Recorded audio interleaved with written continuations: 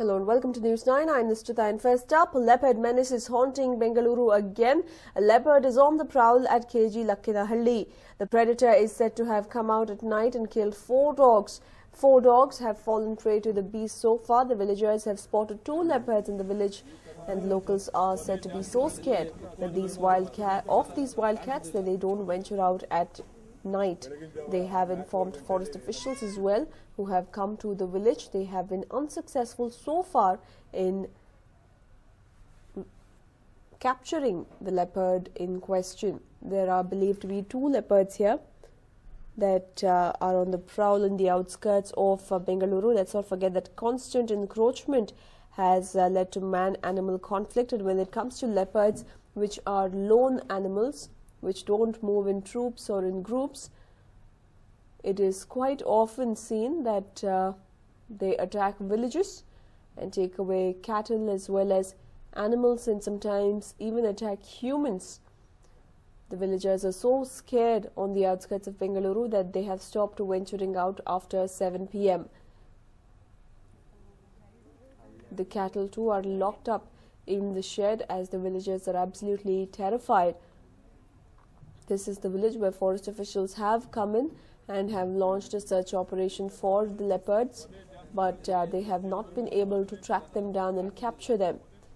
They obviously come in search of food because of the rapid deforestation and the lack of natural habitat that they have.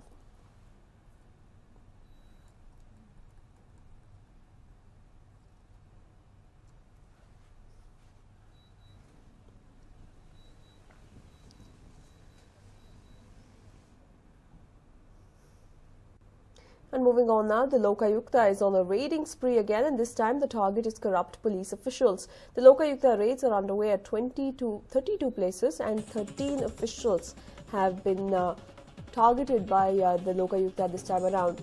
Raids are underway at Mysore, Bengaluru, Mandya, Shimoga, Hubli and Chitradurga. Lokayukta raids are also underway at 2 places in Bengaluru. The residence of Inspector Srinivas Reddy, who is from the Crime Bureau, and ACP Siddaramaya's residence have also been raided in Bengaluru and Mysore respectively. Internal Security DCP Sundar Raju's house was also raided. Chescom Vigilance Officer Puttaswamy's residence has also been raided in Mandya. Many of the Lokayukta officials arrived suddenly at the doorsteps of these babus and officials, and they were quizzed regarding their properties and the disproportionate income that they are accused to have. Several documents are being tallied, several properties are being compared to the known sources of income, and appropriate cases will be registered against the corps and the babus in question. Raids have been conducted in different parts of the state, including Mandya, Shimoga, Hubli, Bengaluru, as well as Mysore. In Mysore, it is ACP Siddaramaya who is the highlight, who has been raided. An assistant commissioner of police actually coming under the radar of the Lokayukta certainly comes as a huge embarrassment to the police department. Of course, since raids are underway, there will be no reactions coming in either. But the Lokayukta will not be divulging what details they have unearthed as well, until and unless they can file a concrete case against the police officials in question.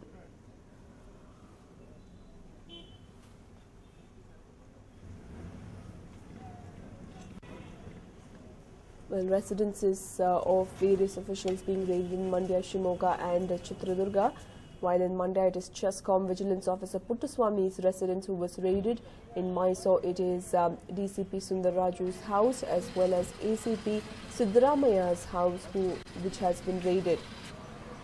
The residence of Inspector Srinivas Reddy has been raided in Bengaluru on the other hand.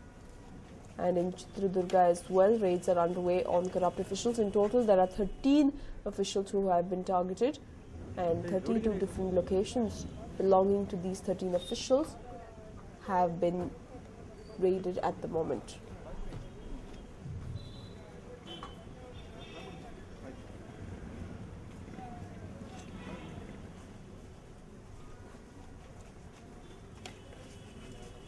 Well, in fact, these are the scenes being witnessed in various residences of Babus and top cops in Bengaluru, Mandya, Shimoga, Chitradurga, and even in Mysore, where many top officials are being targeted by the Lokayukta this time around.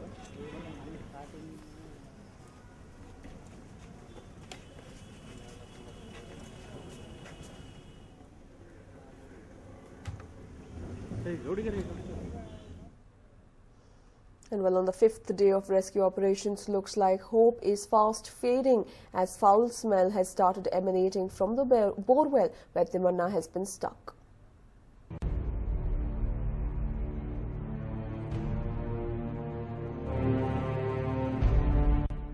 Well, the chances of finding Timanna has turned bleak. The district medical officer has claimed that there is foul smell emanating from the well.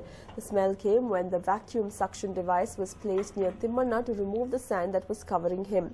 The doctor said that the body of the 6-year-old had started decomposing. Manikandan's robot is not being used to extricate Timanna as the foul smell is emanating, and that confirms that he is dead.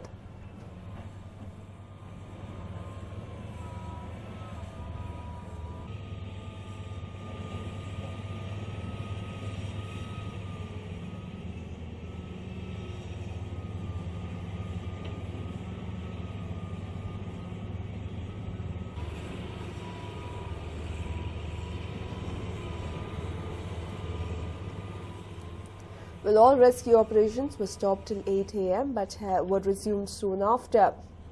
The boy's hands are still visible and clips have been attached to pull him out. However, with foul smell emanating from the little boy, it is being suspected that he might have passed away a few days back, and it will be impossible for them to just drag out the body using the clips. Vacuum device is being used to clear the mud that has fallen on Timanna. Timanna is still said to be covered in about 1.5 feet of mud. Manikandan's device can be used to pull out the boy only after the mud is cleared.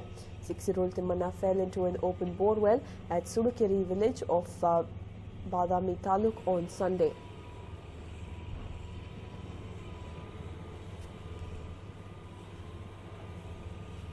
Well, the hope has surely faded away as doctors have now confirmed that there is foul smell emanating from the borewell where Timanna has been stuck, indicating that he might have passed away a couple of days back, even as rescue operations were underway. Despite the fact that there was no movement in his hands, rescue officials had hoped and prayed that he has survived the ordeal because of the oxygen being supplied to him, but with more and more debris falling on the little boy, it was very unlikely that the oxygen was even reaching him, and plus in the constricted space that he was stuck in, it was becoming increasingly difficult to rescue him, to pull him out, and hence now doctors are beginning to confirm that he is no more.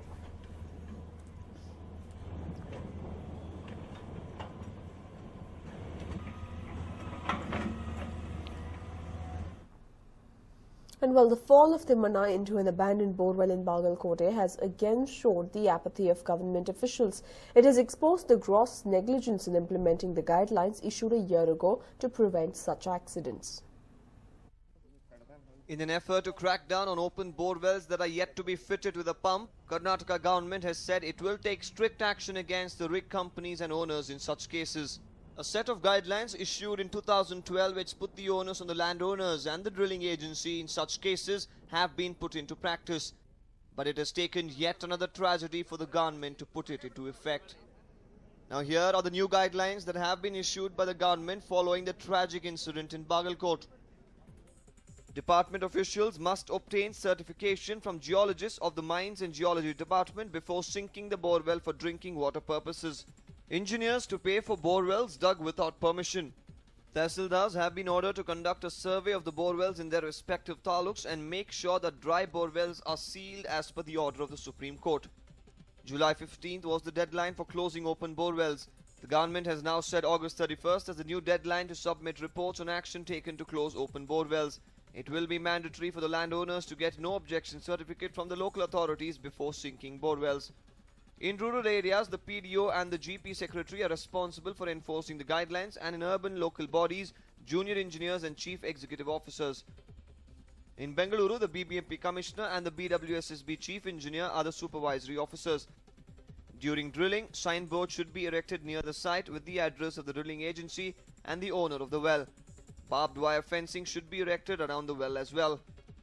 The driller has to put flags 50 meters around the point of drilling to avoid entry of people. After drilling, a cement platform should be constructed around the well casing. The drilling agency has to cap the well properly by welding steel plate, cover it with the drilled wet soil and fix thorny shrubs over the soil. But will these guidelines be implemented or will it remain on paper yet again? Every time it takes a death for officials to wake up. So have they learned their lesson at least now, or will they play the blame game after another tragedy? A News9 report.